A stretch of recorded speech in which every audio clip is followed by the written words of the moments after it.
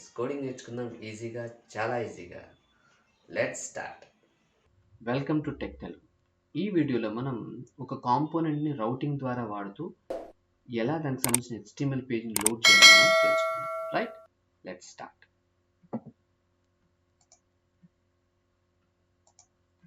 So ఇప్పుడు already మీరు చూశారు కదా student.html. సో వీటిని కామెంట్ చేస్తున్నాను ప్రస్తుతం.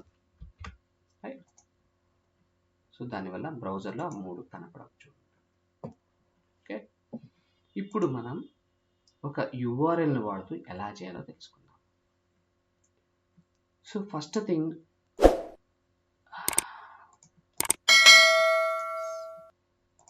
సంబంధించినటువంటి ఒక కాన్సెప్ట్ చూద్దాం.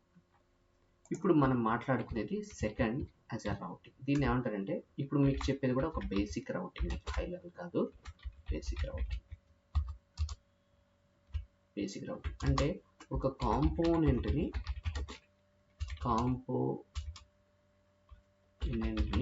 URL వాడుతూ ఎలా లోడ్ చేయాలి అనే కాన్సెప్ట్. దీంట్లో స్టెప్ 1 ఏంటంటే, గుర్తుపెట్టుకోండి, ఆ కాంపోనెంట్కి సంబంధించినటువంటి ఏవైతే కోడ్ ఉందో ఆ కోడ్ అంతా కూడా రెడీగా ఉండాలి. సో మనం రెడీగా చేసుకున్నాం code. Right, step 2, app.module.tsలో module.ts డిక్లరేషన్స్లో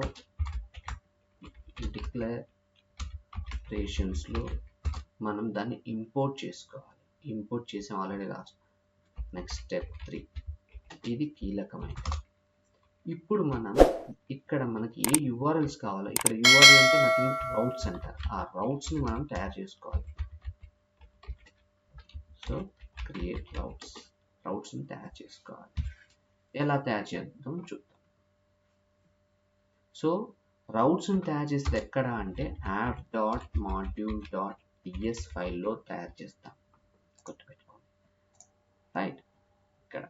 so ఈ ng మాడ్యూల్గా దీని పైన ఒక కాన్స్ట్ పెట్టుకుంటాం.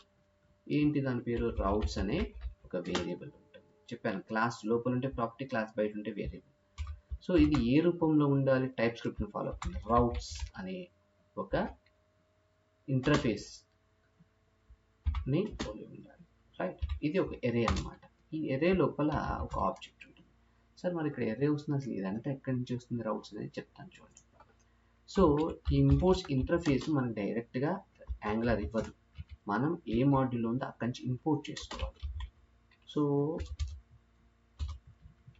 ఆ కర్లీ బ్రేసెస్ లోపల నాకు ఏం కావాలి? రౌట్స్ అని నేను ఇంటర్ఫేస్ ఎక్కడి నుంచి చేసుకోవాలి చూడండి. @routes_angular/router అని ఉంటుంది. అక్కడి నుంచి మనం ఇంపోర్ట్ చేసుకోవాలి. ఇప్పుడు చూడండి, మనకి రెడ్ కలర్ గుర్తు వెళ్ళిపోయింది.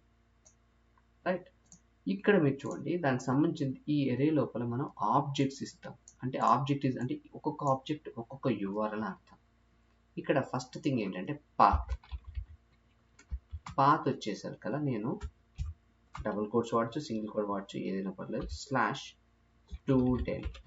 /students అయితే స్టూడెంట్స్ ఇచ్చుకోండి.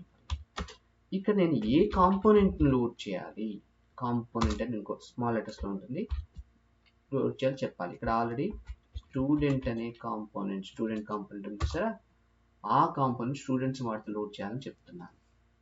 కానీ ఇది వర్క్ కాదు. ఎందుకల్లా? జస్ట్ ఇక్కడ వేరియబుల్ చేశాను, కానీ ఈ మాడ్యూల్లో ఎక్కడ స్పెసిఫై చేయలేము. చూడండి, సో స్పెసిఫై చేయాలి అని అంటే ఈ రౌటింగ్ సంబంధించిన ఒక సపరేట్ మాడ్యూల్, దాన్ని మనం ఇక్కడ ఇంపోర్ట్స్ కనిపిస్తుందా, ఇంపోర్ట్స్లో ఎప్పుడు కూడా మనం మాడ్యూల్స్ ఇంపోర్ట్ చేసుకుంటాం. ఇక్కడ ఇంపోర్ట్, దానికి సంబంధించిన మాడ్యూల్ మనం ఇంపోర్ట్ చేయాలి.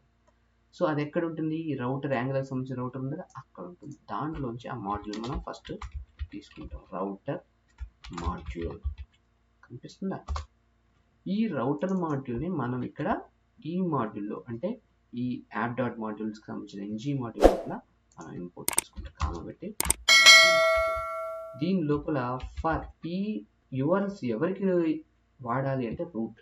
ఇప్పుడు app.module.tsకి రూట్ మాడ్యూల్ అంటే, సో ఫర్ రూట్ మాడ్యూల్ దీనికి కదా కావాలి, అందుకని రూట్.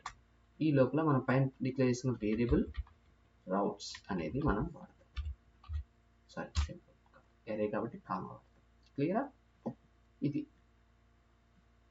ఇక్కడ చూడండి, నేను ఇక్కడ కిందికి వెళ్తున్నాను. ఒకసారి ఎప్పుడైనా మీరు టెర్మినల్ కింద చూసారా, దానికి ఇక్కడ స్క్రోల్ మన కిందికి జరుపుకోండి. ఇక్కడ ఎర్రర్ వస్తే చూపిస్తుంది. ఇక్కడ చూడండి రౌట్స్ ROU ఇక్కడ తప్పని చూపిస్తుంది. మనం ఒక్కసారి సేవ్ చేద్దాం. మళ్ళీ ఒకసారి సేవ్.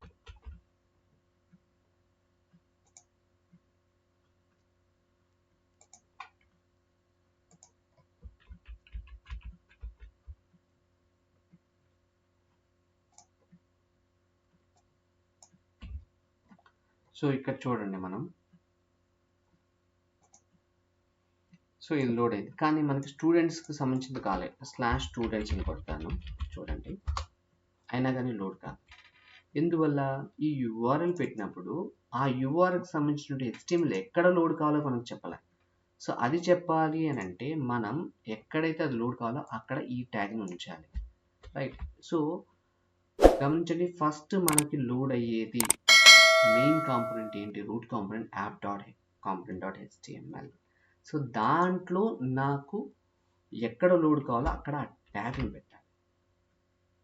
పెడితే పైన URL ఉంటే ఆ URLకి సంబంధించిన కాంపోనెంట్ కింద లోడ్ అవుతుంది. సార్ అది కాదు, నాకు పైన మరి ఈ కంటెంట్ అంతా కూడా app.componentలో ఉన్నది ఆల్రెడీ బై డిఫాల్ట్. మీకు వద్దు అనుకుంటే తీసేసుకోండి. సో నేను app.component దాంట్లోకి వెళ్ళి నాకు ఈ టేబుల్ ఉంది కదా, ఈ టేబుల్ని మొత్తం నేను టేబుల్ పైన ఇచ్చి తీసేసి ఒకసారి చూడండి, లోడ్ అవుతుంది. చూసారా, నేను తీసేస్తున్నాను. మళ్ళీ యాప్ కాంపోనెంట్లో ఏమీ లేదు, సో అందుకని ఏం లోడ్ కాలేదు. నేను /students అని పెట్టాను, స్టూడెంట్స్ అని లోడ్ అవుతుంది. క్లియరా?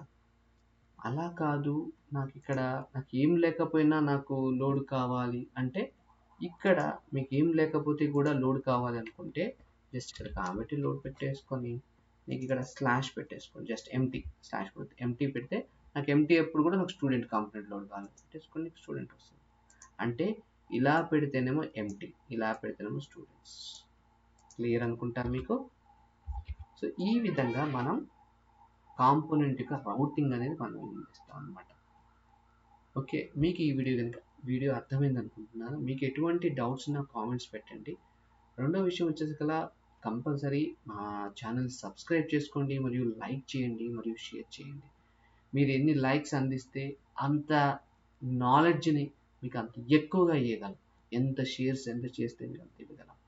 ఈ ఛానల్లో ఈ ఒక్కటే కాదు, మీకు దీనికి అవసరమైన బేసిక్ HTMLs కానీ, CSS కానీ, JavaScriptకి సంబంధించినవి కానీ మొత్తం బేసిక్స్ అన్నీ కూడా మీకు ఛానల్ ఇస్తాం.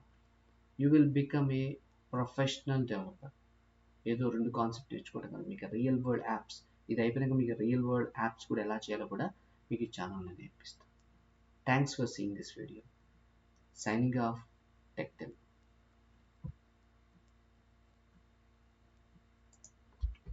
మీకు ఈ వీడియో కనుక నచ్చినట్లయితే సబ్స్క్రైబ్ చేసుకోండి, లైక్ చేయండి, మరియు మీ ఫ్రెండ్స్కి షేర్ చేయండి please. It will be helpful for us also, right?